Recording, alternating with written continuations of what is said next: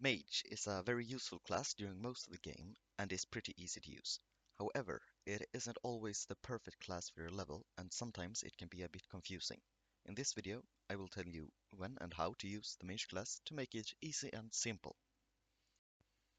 When you first join the game, you can easily obtain the first Mage set at the wizard in spawn. He will sell you a full set of armor and a wand for 310 coins. This set has a level requirement of 1, which means everyone can use it and is therefore pretty easy to start with. The second set you obtain is a level requirement 9, but you don't need to worry. It takes a bit of time to get the materials to craft it, and you level up quite easily at the start of the game. You will need a lot of string and slime balls for this set though, so you will need to do a few dungeons. The one bad side of using Mage this early is that your mana might run out pretty fast and you will need to wait for it to recharge. The second floor of the game is called Frosted Passage and is unlocked when you reach level 15, and that's also the level required for the first Mage set on the floor. At this stage, the class gets more powerful since you gain more mana and deal more damage per attack.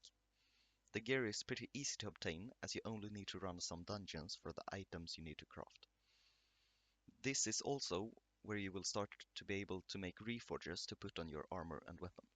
Depending on what reforge is used, you will get different extra stats like extra mana or extra attack power that makes running dungeons much easier. When you are at floor 2, there isn't a lot of choice, but I would recommend to put Bountiful on your armor and your wand. This is because it's cheaper than other reforges, but will still help a lot in the dungeon.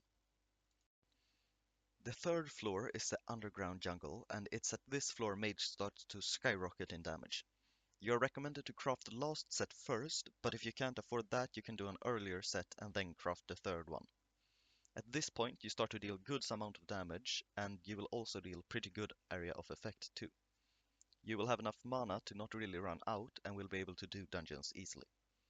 This is where you deal a good amount of damage, but it's also where you need to watch out for strong mobs.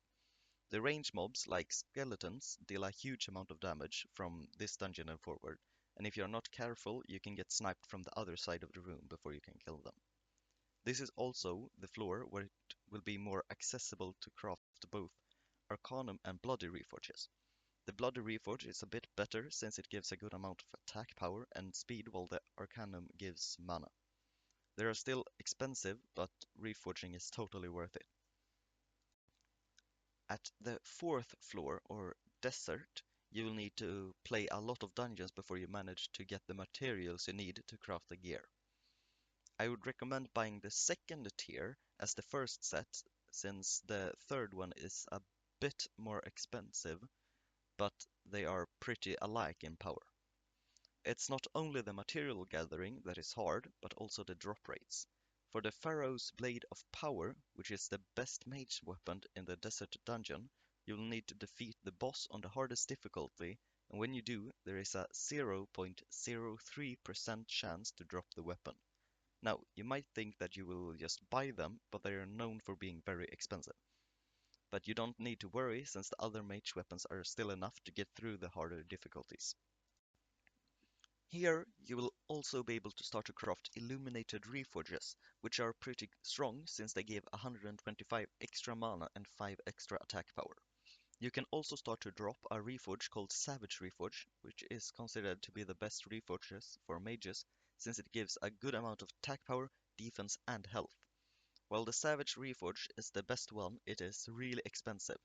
However, there is no need to worry since the Illuminated Reforge is still a really good reforge and is used by many people. At this point, the Mage class is considered one of the strongest in the game since you deal a huge amount of damage and rarely run out of mana. In floor 1 there aren't a lot of pets you can drop and therefore there isn't a lot to choose from. My recommendation is to use the zombie pet when you just start out, since you deal more damage, take less damage from undead, and if you're lucky enough to get a legendary rarity, you will regenerate health faster. However, if you don't manage to get a zombie pet, you can use slime pets, since they at a rarity of rare and upwards give you a lot more health, which increases your survivability in the dungeon. The best pet to use as a mage in the earlier dungeons and as an overall good pet for mage is the spirit pet. This pet can be dropped from any dungeon but has a low drop chance. This pet is the best to use when you are a lower leveled mage, but you will probably have to use the zombie until you manage to get a spirit pet. In the second floor, the pool of pets that a mage can use doesn't get a lot bigger. At this point, a zombie and slime would work as well as in the first floor, but you can also start to drop turtles. Turtles are very useful since they make you survive a lot more attacks before you die, but they do not increase your damage like the zombie would do. Another option is to buy a spirit pet to deal a bit more damage. As you reach the third floor, the amount of pets you can use as a mage gets a lot bigger and better. Here you will start to drop pets like panthers, tarantulas, lost ones, and if you have enough luck, you will be able to drop better versions of spirits. Panthers and lost ones are okay pets that have good uses like giving more speed or giving more XP, while also making you deal more damage with your attacks. But the better pets to use are spirits and tarantulas if you want to deal big amounts of damage. You might think that tarantula doesn't do a lot for mage, but for tarantulas that are the rarity of rare or more, there is an ability that poisons mobs and deal huge amount of damage with the only downside of not having as much mana as you would have with the spirit pet. The fourth floor is where you start to deal really good amount of damage. This is the place where you start to want to min-max your damage, and I will therefore recommend some pets from the best and then lower. At number 1, I will recommend Tarantula Pet. This is because it deals really good damage with its poison perk, it deals most damage out of all the mage pets to the boss, and it is one of the easier pets to obtain. At number 2, I will recommend Mythical Spirit, since it's easy to get, easy to use, and deals a good amount of damage. At a shared third place is the Mythical Snake and the Mythical Mummy. The snake is a bit hard to obtain, deals good damage to the mobs in the dungeons, but struggles at the boss. The Mythical Mummy is a really rare pet, with there only existing around 3 to 4 on the server at the making of this video, and it is good against normal mobs, but like the snake, it struggles at the boss. Essence is a big part of the game, since you need to upgrade that to be able to deal more damage and have more luck. For Mage class, I would recommend upgrading Dungeon Strength at first, since you deal more damage, but I would also prioritize Luck and Boss Luck, since they are useful for the harder to drops in the game. The Treasure Hunter upgrade is also really useful, since that upgrades the amount of essence you get from the chests you open when you do the dungeons. If you feel like you're dying a lot while doing dungeons, as mage, you can also invest in some upgrades for the damage reduction perk in the essence shop to take a bit less damage. Enhancements are used to add a bit of value to the accessories you put in the accessory bag. Depending on what enhancement you use, you will get a certain stat boost to your accessories. For mages, I would recommend to use luck or attack power enhancements, since they bring the most value to the class.